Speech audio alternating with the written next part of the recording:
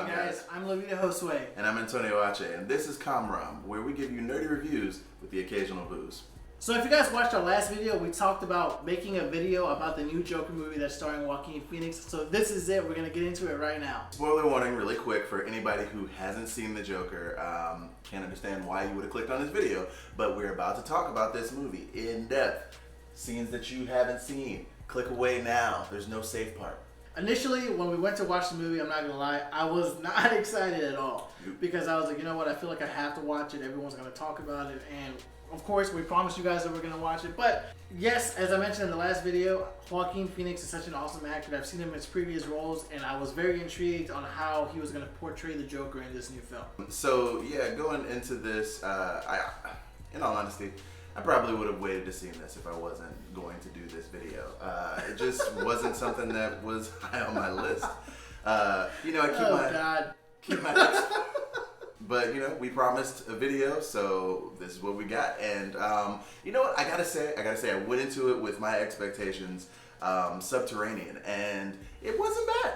I feel like it wasn't bad at all. Man. Yeah, it was pretty good. If you keep your expectations low to medium, DC doesn't hurt you. So, yeah, not a bad movie as a whole. But we're gonna get into that and our favorite parts and parts that we were definitely surprised by.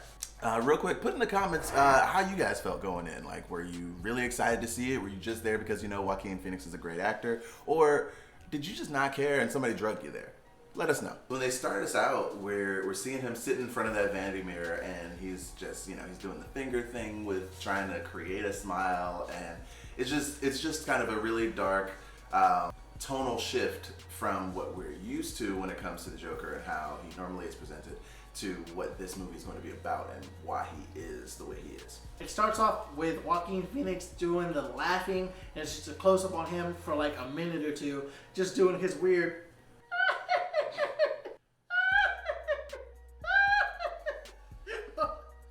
when they started showing Joker with him doing the laughing over and over and over again, it was just a close-up on his face. I was like, oh, dude, they're putting us right in the middle of it. I thought he was practicing. I thought that he had already mastered the laugh. I did not think that that was a condition of his, which we learned later on in the movie, but I thought that he was just practicing his laugh, and then he turns to the psychiatrist or the social worker, and then I realized that he wasn't practicing. He's actually... he can't control it. Yeah, there's something wrong with him. So traditionally in the comics, Joker isn't actually portrayed as having a clown job before. He's just known as this stupid criminal, doing these small crimes here and there, who then becomes the Red Hood and then has this altercation with Batman, then becomes the Joker. Right. But this time around, he's, just a clown who is doing this professionally for whatever reason and, trying to bring joy to the world. And then you see how the world just kind of craps on him over and over again in different ways. So one of the things that they sort of did similar to the comics is that this was like a one-off situation where this director and this writer got to take this character and just kind of go where they wanted to with it. And that happens sometimes. Honestly, the Killing Joke, which is one of the Joker's biggest moments, it started out as that, and then they made it canon. So if you do something like this and you do it well enough, they'll go ahead and just lodge that in there with the rest of it, and it'll just be what it is. So yeah, no, I definitely agree. So with this guy being the one-off Joker, I mean, everyone's saying that he's better than Jared Leto. He's better than Heath Ledger. Better than Jack Nicholson. What? Yeah, the original. Well, no, he's not even the original. What's his name? The Spanish guy. From the 60s. Is he the best Joker? Drop a comment down below. Let us know what you think. What do you think? Because I know I can do without him, in all honesty. I mean, it was a decent movie, and by itself, it being this entity that it is, that's all right. Complete, gave us a full story, gave us a reason, even kind of changed a little bit of the perspective that we had on Bruce Wayne and Thomas Wayne. But is he the best Joker? Does he deserve an Oscar? I don't know. But just to piggyback off what you're saying, that's really like what this movie is. Like, it's the origin story. So no one really knows, right? Because there hasn't been that origin story for the Joker. It's always been like hints, just like with when we were talking about earlier about Heath Ledger's so many his wife ways cut his face, or he was in a war or some junk. A lot of different obviously fake possibilities for how he got it. But this is like, it's almost like they're coming at it with a confidence that this is Joker's origin story. This is how it happened. And I feel like a really strong way that was portrayed was really showing us his relationship with his mother. Showing how much he cared for her, how it was just them two. No father, no siblings, no cousins, nothing like that. It was just them two. He goes to work, he goes home every single night to his mom. His mom is at home every single day. Same thing every single day. This is like a big thing for me because I noticed that the Joker, Joaquin Phoenix, older guy, portrays an older Joker. His mom is old as dirt, which to me shows how much time they've actually spent together, which also shows how much time he's had to believe everything that she's actually fed him. Real quick side note, there's a portion where they're showing him and he's like hunched over, just looking like he's like stretching his shoes apart or something. So scrawny. Yeah. I get that they were trying to show him all emaciated and everything, but what was he doing to those shoes? They're big clown shoes. You don't need to pry those open or stretch them or anything. He was working out. To all the clowns that watch this video, made No, up he professionals. You guys, go ahead and let us know what he was doing. Do you guys have to tie your shoes a certain way so that you don't trip over them? How does that go? So, Joker's first murders. We see him in the bus, in the metro, in the subway. 3 rich guys start messing with him. They started messing with Home Chickie first. Oh yeah, they start messing with Home Chickie. She gets up. He gets all nervous, starts laughing because he can't control it. Yep. She gets up. She walks away. They start messing with him.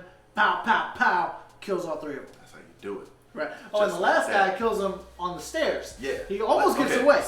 So it's definitely like him defending himself at first. Exactly. But that guy, he walks and follows him. Yeah. And it's like boom, boom, boom. Yeah.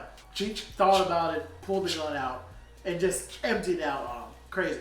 But also, at the same time, they were kind of downplaying it because from his point of view, he didn't care about any of that.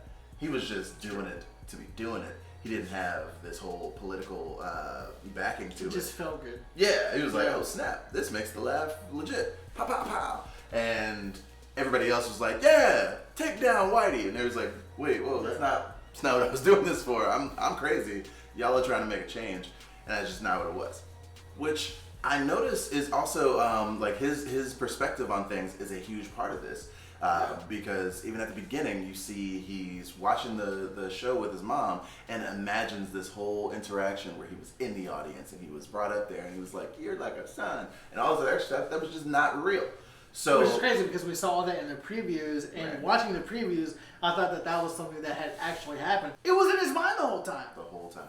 And speaking of perspectives, they go and show us this relationship where it just goes up and it's like, what would be in the romantic comedies and stuff, to the moment where you're like, and this is what makes the relationship. But with such confidence too, just knocks on the door, opens. Yeah. Like, yo, who does that? Yeah. Real talk. If somebody came in your house like that and kissed me, I mean, I don't know, it's been a while, but I feel like I would eventually be like, whoa, we don't have this relationship, and then there. But like, all we saw was the awkward. If it was me, you saw my neighbor, right? She's 100 years old. Oh, that one? Yeah. Oh no, that's a problem right there. Exactly. 100 years old and she smokes. Exactly. What are they selling? Chocolates. So he gets a call to be on Robert De Niro's show, and of course he's ecstatic. This is his big shot, what he's always wanted, right? Goes to the show in full makeup, full Joker getup. Robert De Niro walks in the dressing room. They ask him what's up with the getup, and he asks him to introduce him as Joker because that's what he called him in the last video when he was bashing him. And you'd think that would have been kind of a sign that like you were just making fun of me that time. You're probably gonna make fun of me this time. Right. But nah, that's not how he thinks.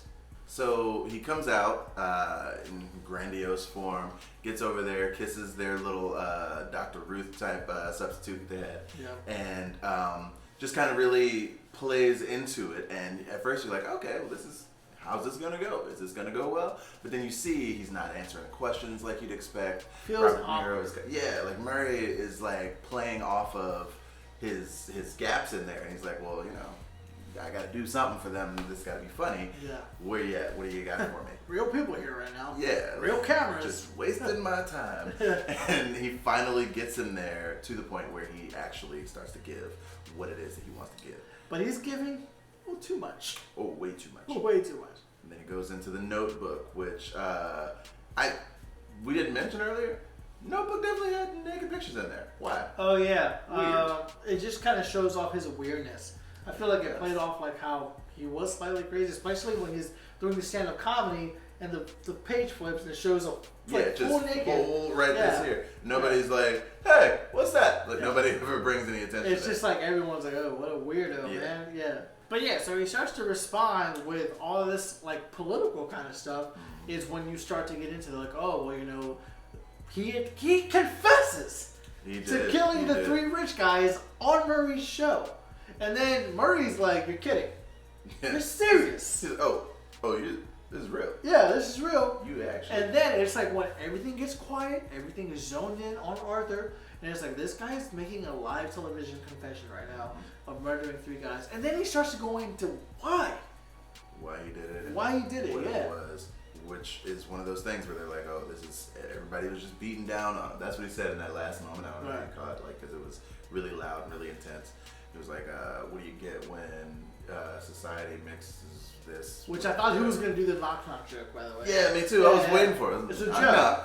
He shoots him in the face. In the face. When he did the knock-knock, when he started to do the joke, I was like, okay, he's going to do the knock-knock joke.